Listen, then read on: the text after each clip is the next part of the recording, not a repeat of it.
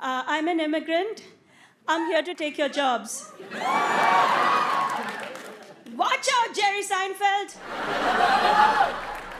No, for real, for real. I am an immigrant. I came to America with $9 in my pocket. Yeah. 10,000 in the bank. But 9 in the pocket. I'm not your typical Indian woman. This bindi, it's a PR thing. And people ask a lot of questions about the bindi. Why do you wear it? Is it a jewel? Is it painted on? It's nothing. It's a sticker. Okay. Maybe it's a statement. Bindi on, ready to meet the in-laws. Bindi off, ready for spring break.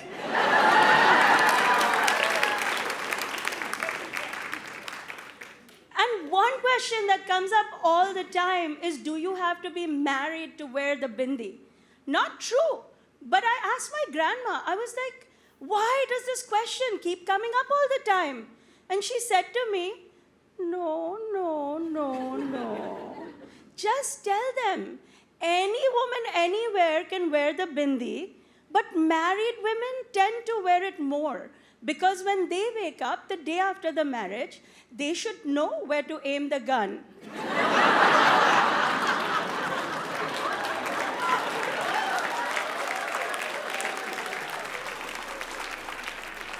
She was kidding, I think. So my name is Zarna.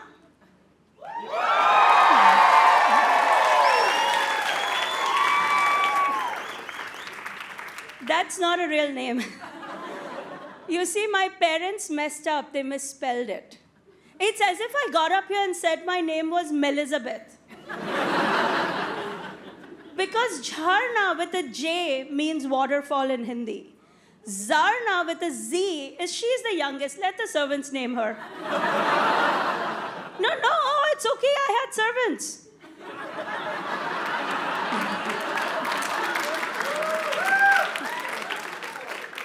And this permanent spelling error from the people who win every spelling bee.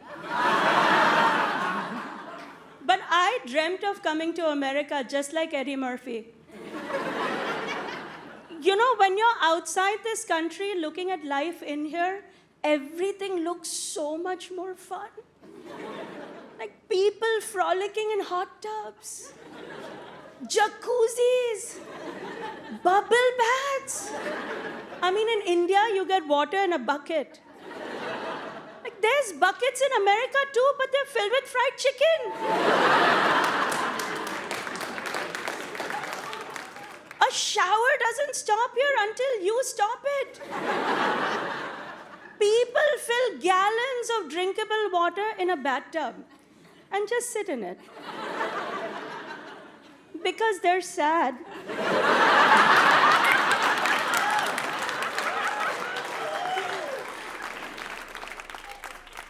How can you not love this place? I love it here.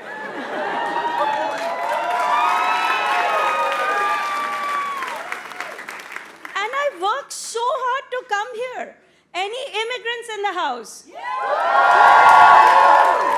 How hard is it, right, to come here for everyone except the Canadians? No, there's always one Canadian in the room who's like, it wasn't so hard, we just drove in. Not that guy. But for the rest of us, the brownies, really hard to come here. The visa, the paperwork, years of waiting. And you get here and you find out that everybody hates everybody. The Democrats hate the Republicans hate the Democrats, pro-choice, pro-life, pro-gun, MacBook Pro. By the time I got my green card, I was like, I'm not so sure about this. The only thing everybody seems to agree on is that everybody hates Ted Cruz.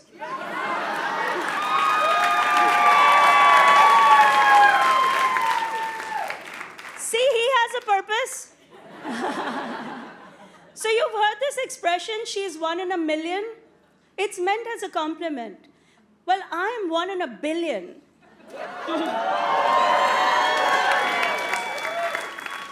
really, there's a billion of us. To us, 1 in a million is so cute. See, India is 1.4 billion people. Can you even imagine? For context, America is 400 million people.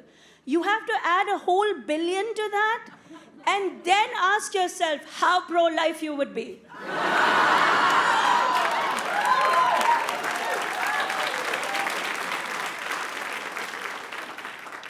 If Americans had to compete with 1.4 billion people for a parking spot, every street corner would have a Planned Parenthood.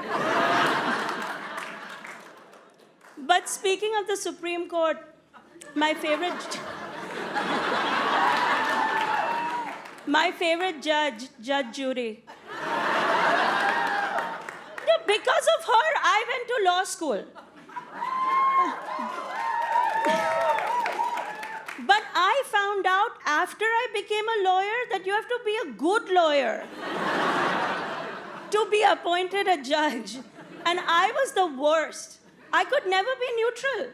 I would take my own client to the judge and be like, Your Honor, my client has robbed the liquor store. Oh shit, no, my client has not robbed the liquor store. Even the judge was like, Mrs. Garg, do you know what a defense attorney does? And I could never keep a poker face. I would be like, but you and I both know he did it.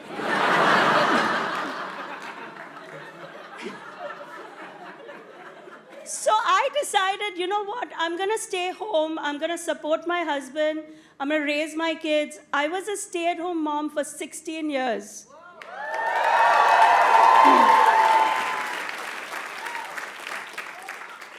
16 years of being home with the kids full time, I learned something. I'm not that into them.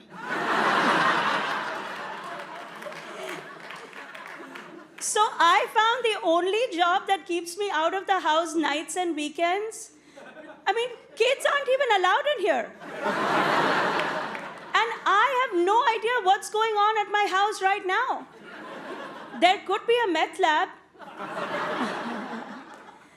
But I've been married for 23 years. See, this is why I love my American audience. Because here, if you're not divorced, you're a hero. If I say the same thing back home, I've been married 23 years, they're like, so? You get married, you stay married. Do you know how marriage works? What do you want, a participation trophy?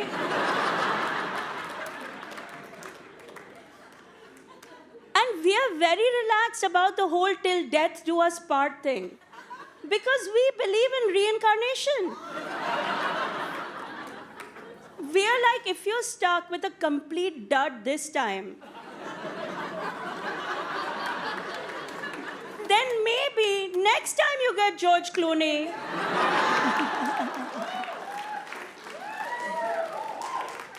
But I have no complaints. I'm married to a really nice man. We are the perfect Indian couple. We do math for fun. We take romantic walks in the park and discuss interest rates. The last time we refinanced, I got pregnant with my third.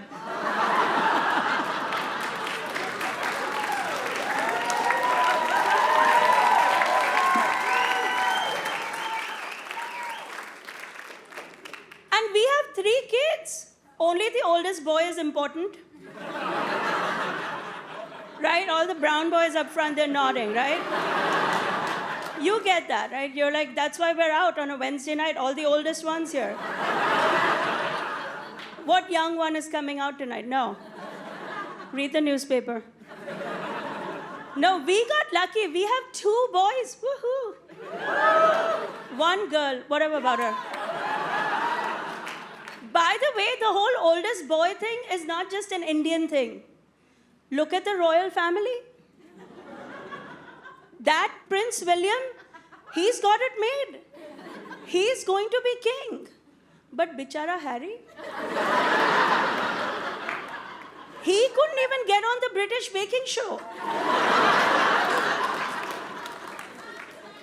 He had to move to California to get any attention. But my husband, he's a great guy. You know, he went to a good college, has an amazing job. He's what you here would call a catch. I know this because his mother reminds me.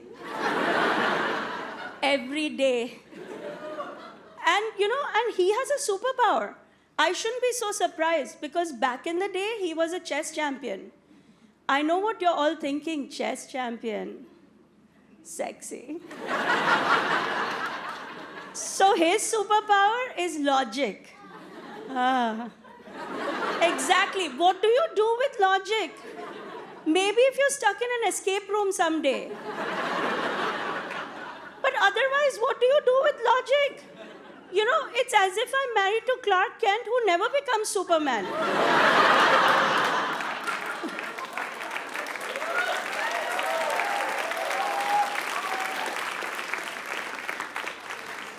Like if a big bookshelf falls on my head, do I really need him explaining to me that I put too much stuff in it?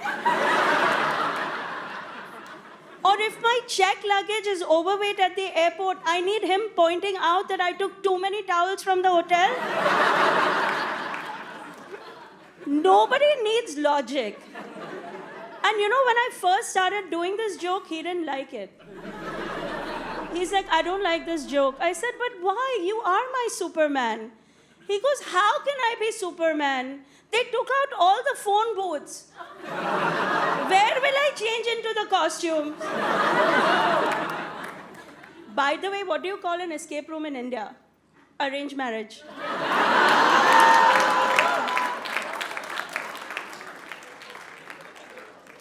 So my oldest is my daughter. She's a freshman this year at Stanford University. Thank you. So when she got in, immediately I called my mother-in-law. To flex.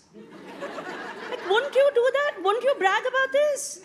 And you know what she said to me, my mother-in-law? She said to me, how good can the college be if it's taking so many girls?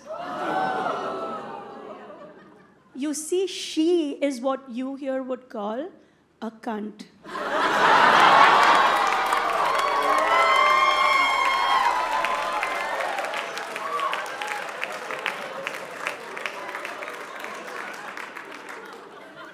But I can't complain about her too much.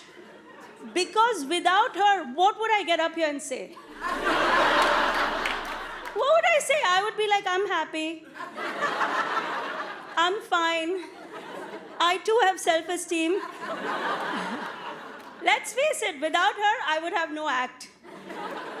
But now my kid is in college and it's all about making friends. I was like, why? Make friends when you join Doctors Without Borders. And she's like, Mom, be serious. I have to make some friends. I said, okay, I'm going to give you the guidelines on who you can be friends with. You cannot be friends with any communications majors. No sociology, no geology, no anthropology. What even is that? Everybody's dead. No kids who play music, no kids who do drama, recruited athletes. Do I even need to say the words? And she's like, so I can't have any friends. I said, I didn't say that. Did I say that? No, right? I said, comp sci is good. Engineering, pre-med, basically all the Indian kids.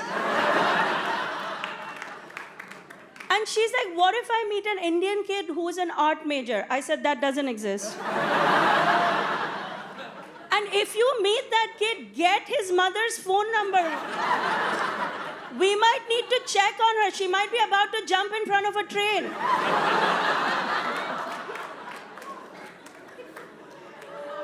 So are we all familiar with the acronym STEM in education? We all know what it stands for? What does it stand for? Science, technology, engineering, math. So have you heard about the controversy surrounding this acronym? They want to add art to it. Because the artists are feeling excluded. And they want to make it STEAM. What are they trying to do to us? Do they realize that if you add art to STEM, there will be no STEAM? Do they think that the guy who invented the steam engine ran a puppet show on the side?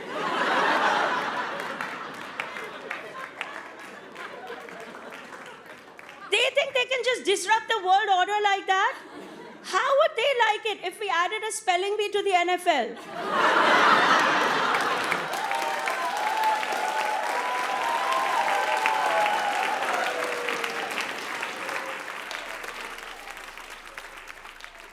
But let me tell you about my 16-year-old son, so handsome. I can show you a photo afterwards if you want. My 16-year-old son recently started walking to school with a girl.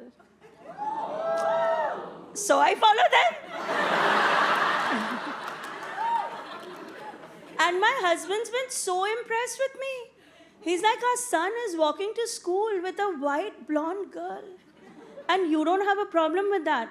I told him there's nothing to worry about. It's not like she's going to get into a good college.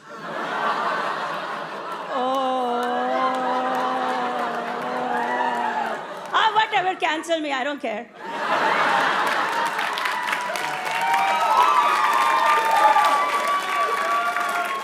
Besides, the blondes don't even get that joke. Now, my daughter called me the other day and she's like, I just met a boy. I was like, why?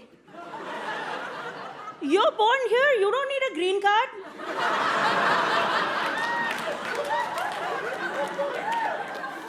She's like, Mom, he's really nice. Nice? Who needs nice? We need rich. And she's like, Mom, hear me out. He's an engineering major. I said, okay, I'm listening. He's from Connecticut. Fine, go on. His mom is the head of development at HBO. I said, he's got potential.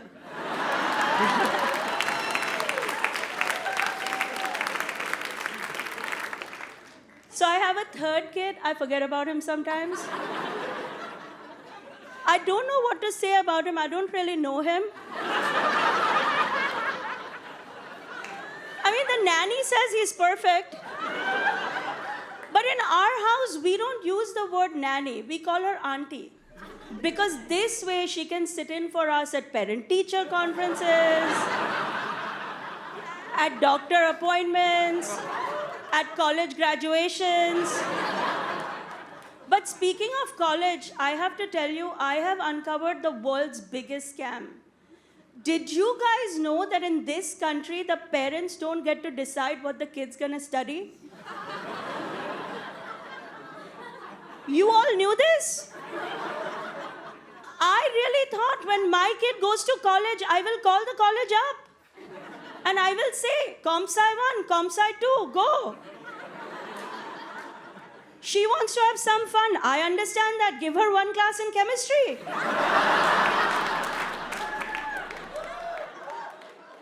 It does not work that way. They're so rude, they'd hang up on me. So I had to call my kid and ask her. I was like, what are you enrolled in? What are you studying? Are you guys ready for this? Ceramics.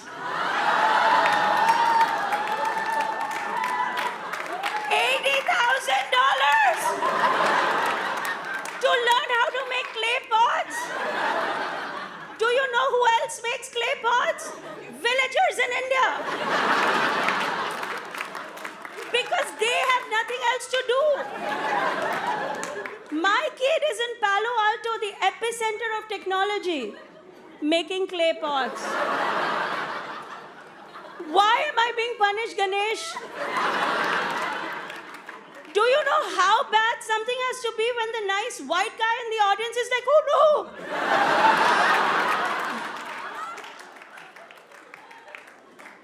And now I have an update on this situation and you guys are going to think I'm making it up. I'm not. I'm telling you the truth. I just found out that she's required to take a class in wellness.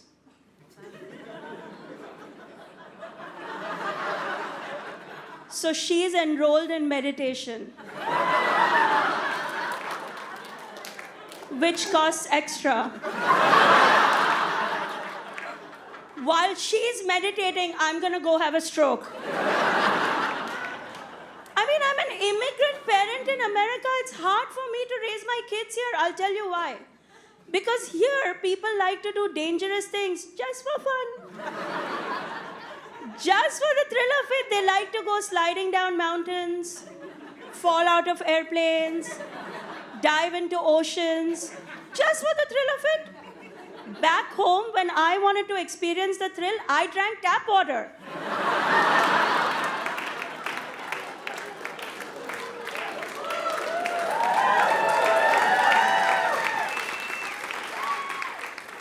Now, my son wants to go bungee jumping. Could you imagine?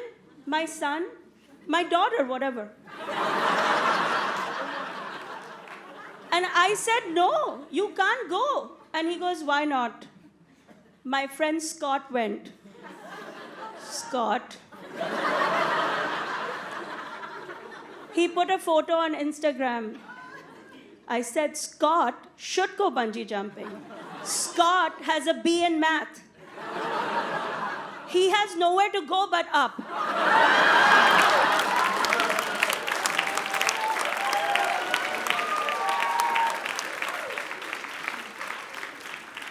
You want to put a photo on Instagram, take a picture of your GPA. And you know, the other thing that has us immigrant parents really confused is this modern parenting trend in America right now. People trying to be friends with their kids.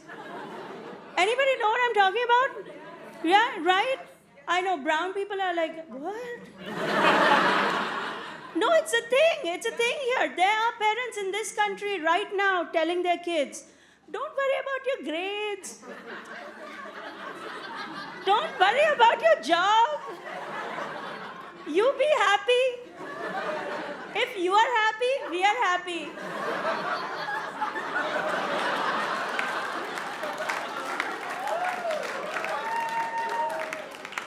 Don't worry, be happy. Who's heard that song?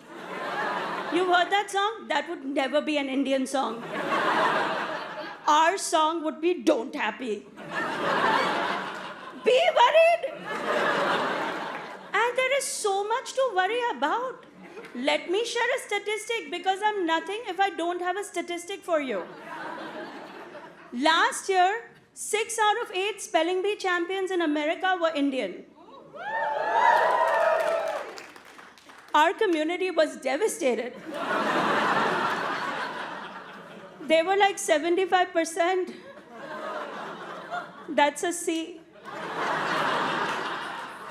A C is for chiropractor.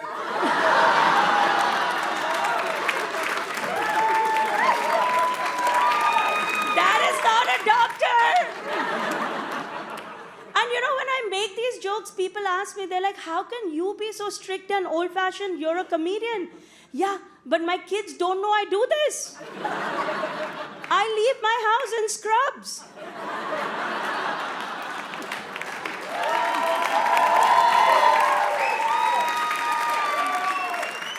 My LinkedIn profile says Mount Sinai.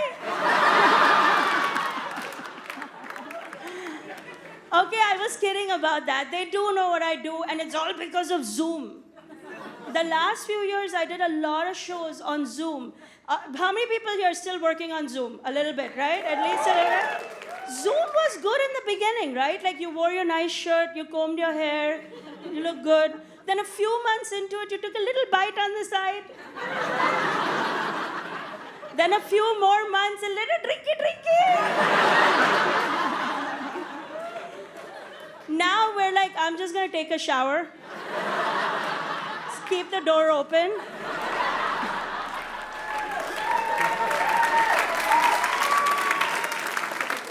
So I did a lot of shows for Indian families, Indian events, and in those shows, I would have a lot of Indian uncles.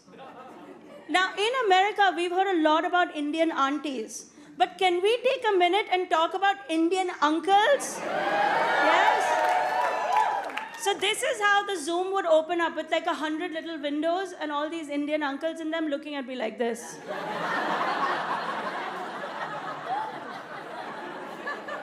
As if to say, who is this woman and why is she talking? And then while I was doing my set, the chat room would be fired up. You know, the chat room that we could all read, including me. She's not funny. That's not funny. Okay, maybe she's a little funny. Yeah. No, you can imagine these Indian uncles, right, walking around with their hands behind their back, belly protruding out, as if they're all doing hospital rounds. But really, they're just at a garage sale. And if you go to dinner with an Indian uncle and tip 20%, they lose their minds. They're like, oh, no one told me I'm having dinner with Bill Gates.